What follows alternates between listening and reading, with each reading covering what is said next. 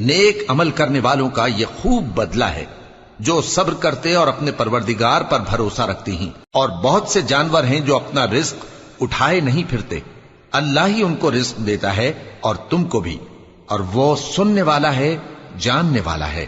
اور اگر ان سے پوچھو کہ آسمانوں اور زمین کو کس نے پیدا کیا اور سورج اور چاند کو کس نے تمہارے زیر فرمان کیا، تو کہہ دیں گے اللہ نے۔